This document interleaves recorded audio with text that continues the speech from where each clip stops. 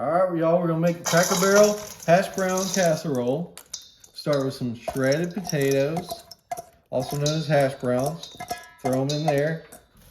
It's about 32 ounces of shredded hash browns in there. And then we got a chopped up onion. If you got a small onion, chop up the whole thing. If you got a big one, chop up about half of it and throw it on in there. And we got 1 stick of melted butter that we're gonna drizzle up over there. Or if you want the measurement, that's half a cup of melted butter for you type A personalities out there. All right, then we're gonna have 16 ounces of sour cream. Just plop that in there. If it doesn't come out, get your spatula here and just scrape it. Come on, baby. There we go. Got the last little bit out. So we got our sour cream in there. Next, we want to take a can of cream of chicken soup. Come on. Nice plop there. Scrape that baby too.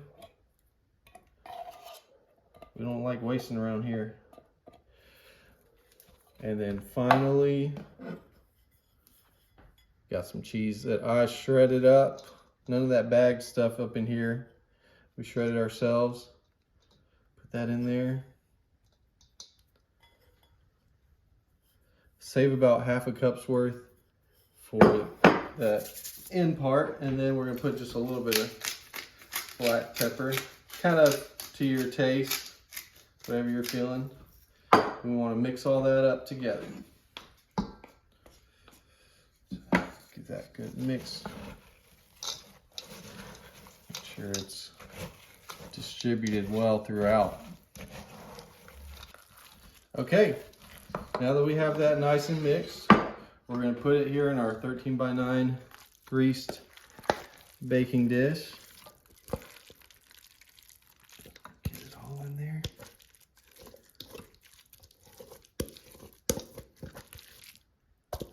Ooh, buddy. What y'all thinking about this one? Also, what's your go-to order at Cracker Barrel? Mine's the Grandpa's Country Fried Breakfast, personally. And then finally, take that little bit of cheese that we had left over, sprinkle it over the top.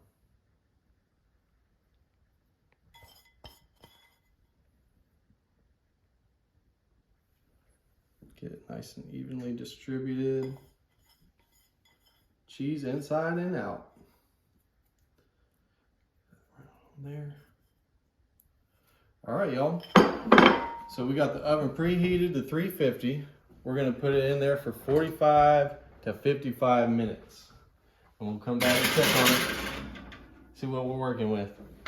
All right, let's check out this hash brown casserole. Ooh, baby, that thing is bubbling. Wow. Wow, it really does remind me of the Cracker Barrel hash brown casserole. Man. Yeah, get a nice view of that. Woo! All right, y'all, I'm gonna let this stop bubbling in a minute and we're gonna try this thing. All right, let's try this, baby. Man, this looks good. Ooh, get a look at that.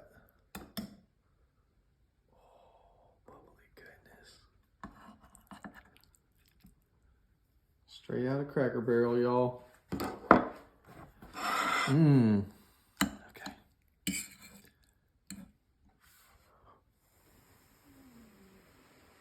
Oh, I don't want to burn my mouth. It's hotter than I thought it was still.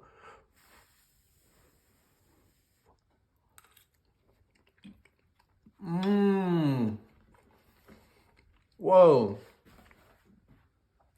I might even say this is better than the Cracker Barrel one.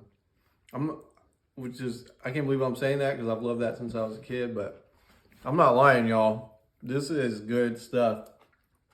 You gotta try it. Okay. Yep. All right, y'all, so we're gonna start with some cabbage that we cut. They're about 1/4 inch thick. I got 1 to 2 heads of cabbage that, depending on how big it is, that you can do to make this. You cut them into about even. This is for you people trying to get that beach body ready, because it's getting warm around here. Or anybody just trying to do that low carb diet. All right, so we got our cabbage down there. Next, we're gonna take a couple slices of red onion, place it on each one.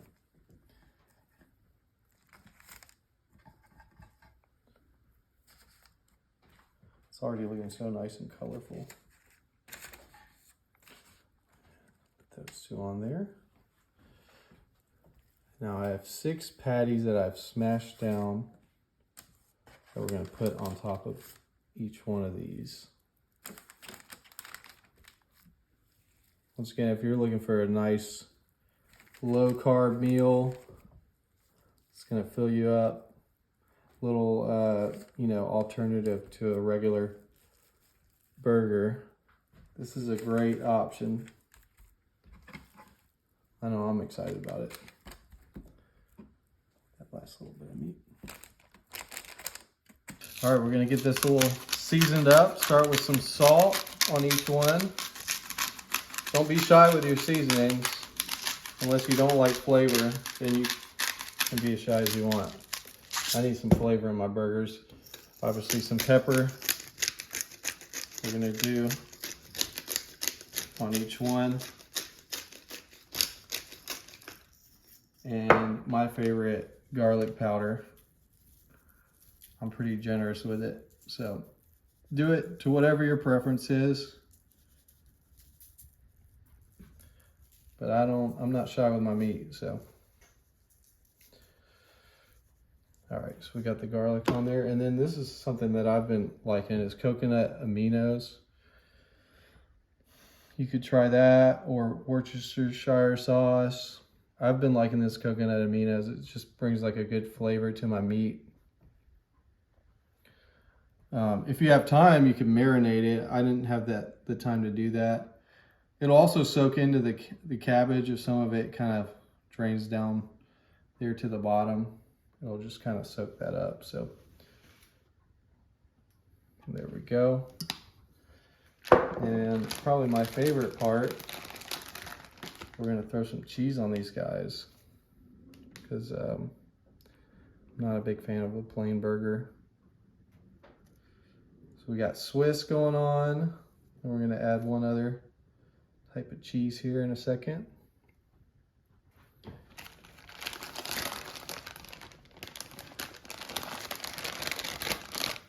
And we're gonna throw some cheddar on these guys.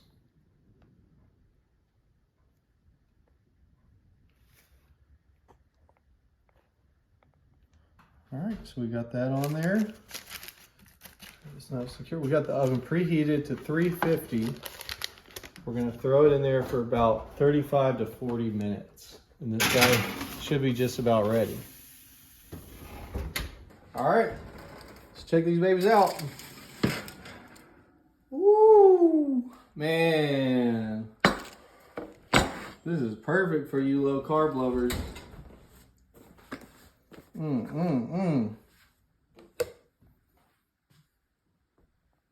I kind of want to try it while it's hot too. Did you get that full view? Cool. All right, let's do this. Moment of truth.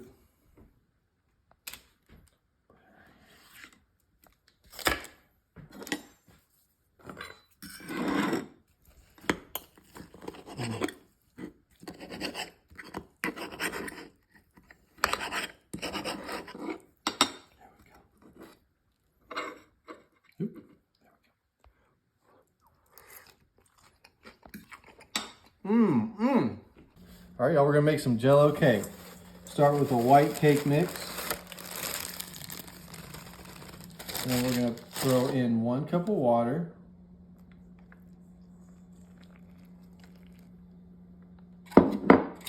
Half a cup of vegetable oil.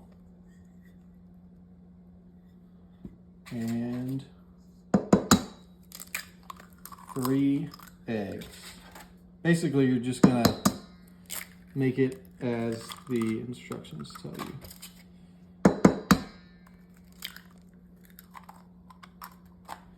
We're gonna give that a nice stir.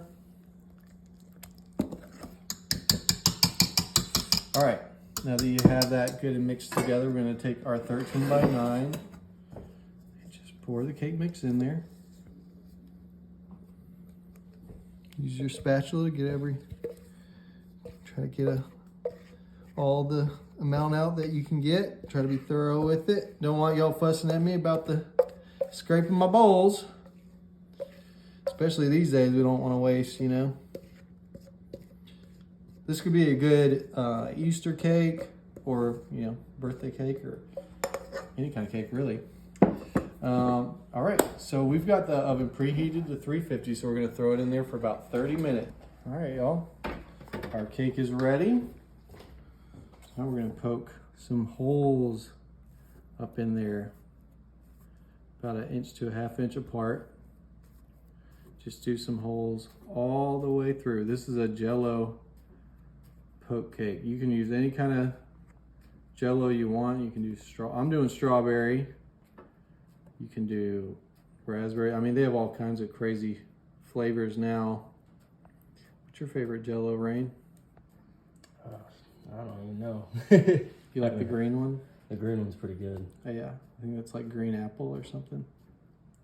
I don't know, it kind of makes me think of the hospital too, so it's like, but not this. This is a really wonderful cake. Okay, so we got our final hole in there. We're gonna step over here and make our Jello real quick. So let's throw this in here.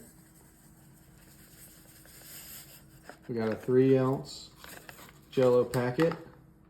We're gonna throw 1 cup of boiling water. It smells so good. Smells like some Kool-Aid. That's what I grew up on. Let's get that kind of mixed in there. All right, that's pretty good and dissolved. Once we have that dissolved, we're gonna pour in a cup of cold water. Anybody who's done Jello knows the deal. So we got that in there. All right, now that that's ready, we're gonna take this liquid that we made, and we're gonna pour it. If it pours over cake, that's fine too, but we wanna try to kind of pour it so it falls in the holes, because this is a Jello cake. That's why we made these holes.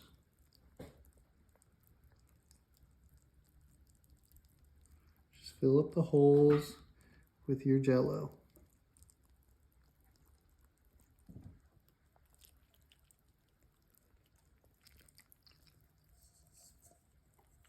All right, you guys.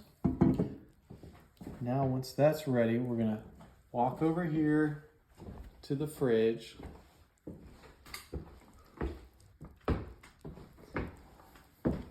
And we're gonna put it in the fridge for like 3 to 4 hours, and then we're gonna come back and check on it. All right, we got our Jello cake. We're gonna bring it right over here. We got one little final step before we give it a try. Got some whipped topping here. I'm just gonna smooth it over the top. Some of you might want to just do it per piece. Or if you're going to a big gathering, you can just do it on the whole thing like I'm doing now. All right, y'all, know that we have that nice and smooth over the top there. Let's dig in. Let's see here. Let's go right now.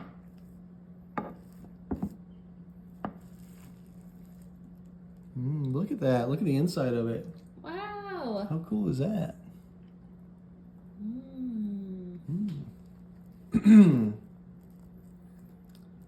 Let's give it a try. Whoa. Y'all, this is really good. Whoa. Sweetie, this is gonna be dangerous for you to have in the house.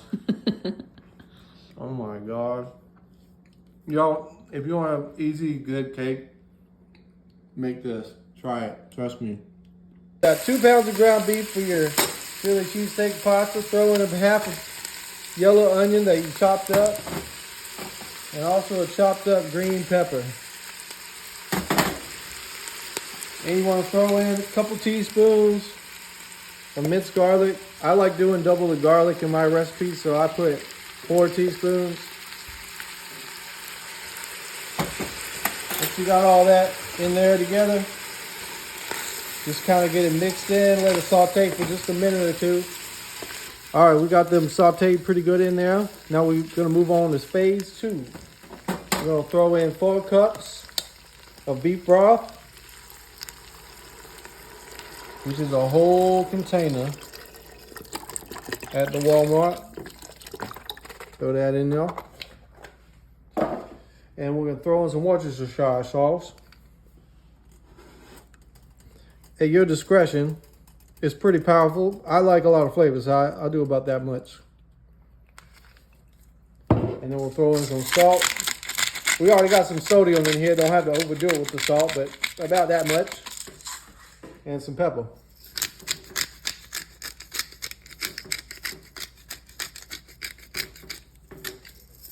There you go. Actually, a little more pepper. There we go. Get that nice and mixed on in there. All right, and then we're gonna slowly add in a cup of milk. Just kind of stir it in as you go on. 1 cup of milk. You're gonna bring this to a boil, and we're gonna do our next stop. All right, y'all, we got this puppy boiling. Once you got to a boil, put about 3 cups of little macaroni in your boiling pot. That's 3/4 of this box. If you got a 16-ounce box, you do 3/4 of it. Get a gentle mix up in there. And then you're gonna put the lid on it and put it on low heat for about 7 to 10 minutes. And we'll come right back and see what's going on with it. All right, now we got that covered about 10 minutes. You see them elbow macaronis are doing pretty good. It's looking pretty tasty. Oh my goodness, look at that. They ain't even done. So we shredded up about 8 ounces of mozzarella. Freshly shredded. This ain't no bag stuff. Throw it in there, get the cheese melted on in there. Get it mixed on in there. Ain't gonna be Philly cheesesteak pasta without the cheese. Well, that's starting to melt in there. We'll add the other cheese in there too. So we got some provolone that we ripped up into little pieces. Just spread it on around all up in there. Do a little bit at a time, so you don't have huge clumps of cheese just going on in there. And look at that cheesy. Well, let's serve it up.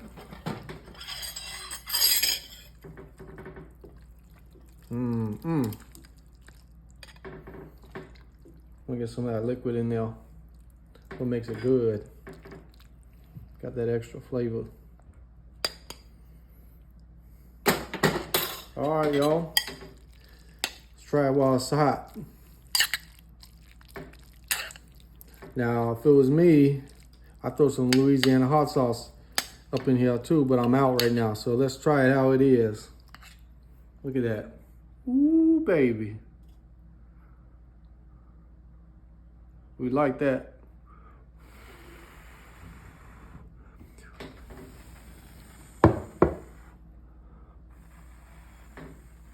Ain't trying to burn my mouth off.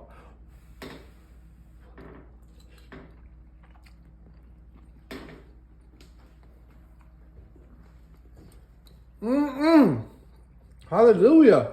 What's up, y'all? It's your favorite internet chef. We're gonna make some honey garlic chicken thighs.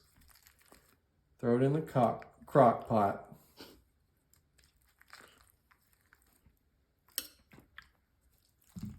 We're gonna put 12 thighs up in here. So we got a big old family that needs some feeding. All right, y'all, so we got all our chicken thighs down in there. Next, for the good part, we're gonna put in some soy sauce, just kind of generously go over it.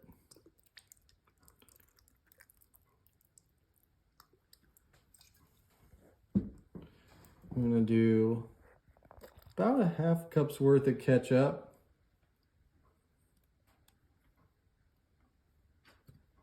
A little more. Oh, nice. And we're gonna throw in about a half cup's worth of honey up in there. Hence the honey garlic name. This is looking good. We're gonna do a couple of generous servings of some minced garlic.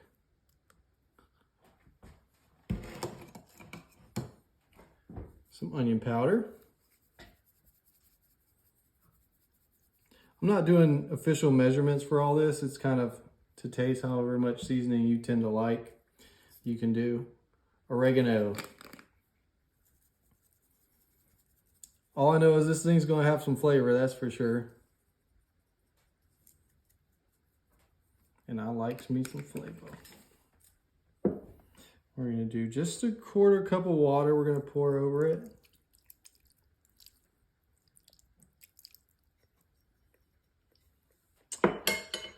And finally, a couple of tablespoons of cornstarch.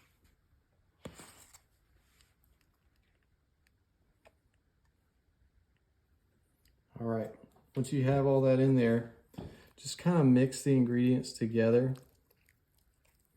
Just give it a light smoothing over the top.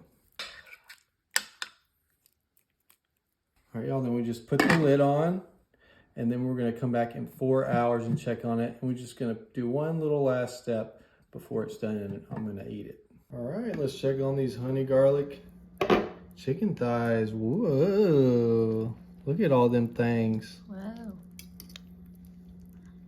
Oh, they're falling apart in the best way. Good. Oh yeah. Okay, moment of truth. Ooh, that even just fell apart. I couldn't even get the whole thing off. That's why it's so nice cooking chicken in a crock pot, because of how tender it gets. Oh, that's so good. And then as a final little topping for these, it's recommended doing some sesame seeds on top. It's a final little garnish. All right, let's give it a try. Wow. Oh, it's like shredded almost. Not even almost.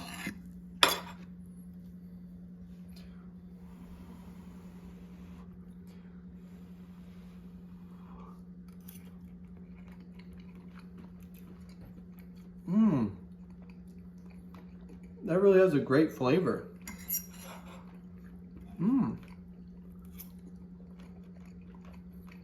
You know, if you want to get some meat ready for like a week to feed your family and stuff, this is a great little recipe if you want a little flavor instead of just plain old chicken. Give it a try.